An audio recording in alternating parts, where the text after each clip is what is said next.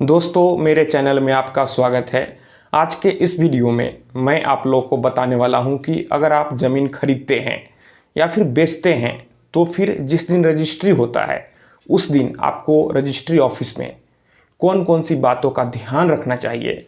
दोस्तों, अधिकतर लोगों के साथ यह होता है कि जिस दिन उनके ज़मीन का रजिस्ट्री होता है, रजिस्ट्री ऑफिस में मछली मार्केट जैसा इतना भीड़ होता है कि वे नर्वस हो जाते हैं और अगर कोई ना कोई गलती हो गया तो फिर पूरे जीवन भर उन्हें पछताना पड़ता है, क्योंकि लोग थोड़ा थोड़ा अमाउंट जमा करके पैसा जमा करते हैं और ज़मीन खरीदते हैं। तो यहाँ पर आपको कुछ बातों का ध्यान रखना चाहिए ताकि भविष्य में कोई दिक्कत ना हो।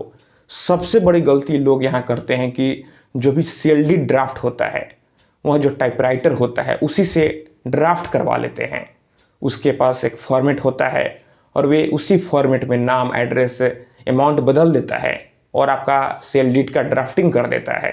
आप जो भी पार्टी से खरीद रहे हैं या बेच रहे हैं, आपके बीच जो टर्म एंड कंडीशन है उसे वह मेंशन नहीं करता है। तो यहाँ पर आप भूल कर भी जो टाइपराइटर मौजूद होता है उससे आप ड्राफ्टिंग ना करवाएं। आप अपने किसी वकील से, जो भी आपके एक्सपर्ट वकील हैं, उनसे आप ड्राफ्टिंग करवाएं और आप खुद भी पूरे सेल डीड को अच्छे से पढ़ें। यहाँ पर आप देखें कि सेलर और बायर के बीच जो भी बातें हैं वो सेल डीड में है या फिर नहीं। तो आपको इस बात का ध्यान रखना चाहिए कि ज़मीन खरीदते या फिर बेचते समय जो सेल डीड ड्राफ्ट हो आप अपने वकील से करवाएं, आप टाइपराइटर से ना करवाएं, ना तो उसके बाद जो फॉर्मेट होगा उसी फॉर्मेट पर वे एडिटिंग कर देगा। उसके बाद जो ज़मीन खरीदता है या फिर बेचता है, दोनों एक दूसरे का डॉक्यूमेंट आदान प्रदान करते हैं।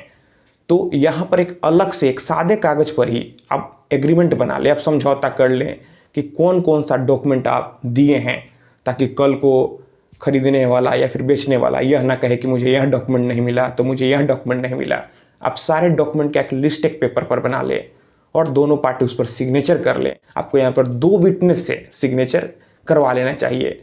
और जब डॉक्यूमेंट का एक्सचेंज होता है सेलर और बायर में, तो देखना चाहिए कि हर पेज जो भी डीड है उसका हर पेज है या फिर नहीं है। उसके बाद आपका जो गवाह हो वह न्यूट्रल होना चाहिए। लोग ऐसे ही रजिस्ट्री ऑफिस में किसी को विटनेस बना लेते हैं, या फिर जो विटनेस होता है वह किसी एक पक्ष का नहीं होना चाहिए। आप ऐसा विटनेस खोजें जो न्यूट्रल हो, जिनका दोनों लोग से कोई भी संबंध नहीं हो, और अगर कल को कोई विवाद हो, कोर्ट में मामला जाए, तो फिर वह विटनेस मौजूद हो। ऐसे ही लोग रजिस्ट्री ऑफिस में किसी विटनेस को बना लेते हैं। आप सोचिए कि कल को कोई जब विवाद होगा तो फिर वह विटनेस नहीं मिलेगा। विटनेस का मतलब यही होता है कि जब कल को कोई कोर्ट में मामला जाए, कोई विवाद हो, तो वह गवाही देगा। तो आप ऐसे ही रजिस्ट्री ऑफिस में कोई भी विटनेस ना बना लें। जो विटनेस होना चाहिए वह न्यूट्रल होना चाहिए। उसके बाद आप जो भी पैसे का लेन देन करें, रजिस्ट्री से पहले आपको चेक के माध्यम से ही लेन देन करना चाहिए। और कुछ अमाउंट जो होता है वह रजिस्ट्री के दिन ट्रांसफ़र किया जाता है।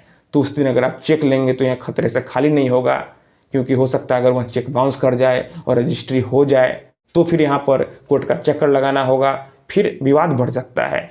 तो उस दिन आपको आरटीजीएस करवा लेना चाहिए। और आरटीजीएस का जो एक्नॉलेजमेंट होता है, जो यूटीआर नंबर ये सब बैंक के द्वारा दिया जाता है, आप उसे रिकॉर्ड में रख सकते हैं, या फिर आप यहाँ पर डीडी ले सकते हैं, आप एनईएफटी करवा सकते हैं, आईएमपीएस करवा सकते हैं। लेकिन रजिस्ट्री के दिन जो लेफ्ट अमाउंट होता है वह आपको चेक के माध्यम से नहीं लेना चाहिए। आप पहले चेक के माध्यम से ले सकते हैं, लेकिन रजिस्ट्री के दिन आप चेक के माध्यम से नहीं लें। तो दोस्तों, जिस दिन ज़मीन का आपका रजिस्ट्री होगा उस दिन आपको नर्वस नहीं होना है। आपको सबसे पहले अपने वकील से ही ड्राफ्टिंग करवाना है। उसके बाद आप जो भी डॉक्यूमेंट लेन देन करते हैं उसका एक अलग से एक पेपर पर मेंशन करके साइन करवा लेना है। और ज़मीन खरीदते या फिर बेचते समय जो भी लेन देन हो वह चेक के माध्यम से हो। और रजिस्ट्री के दिन आपको आरटीजीएस, आईएमपीएस, एनईएफटी के माध्यम से पैसा का लेन देन करना चाहिए। और जो भी आपका गवाह हो वह न्यूट्रल होना चाहिए, वह किसी पक्ष का नहीं होना चाहिए। और अगर कल को गवाह की ज़रूरत हो, मामला कोर्ट में जाए, तो यहाँ पर वह गवाह मौजूद होना चाहिए। तो दोस्तों, मैं आशा करता हूँ आपको ये वीडियो पसंद आई होगी। अगर आपके मन में और कोई सवाल है तो फिर आप हमें नीचे कमेंट बॉक्स में कमेंट कर सकते हैं। दोस्तों, अगर आप हमसे सीधे जुड़ना चाहते हैं और कुछ बात करना चाहते हैं तो फिर आप हमें इंस्टाग्राम पर फॉलो कर लें। मेरा इंस्टाग्राम पर यूजर नेम है प्रीतेश1584। तो दोस्तों, आप इस वीडियो को अधिक से अधिक अपने दोस्तों और रिश्तेदारों में भी ज़रूर शेयर करें।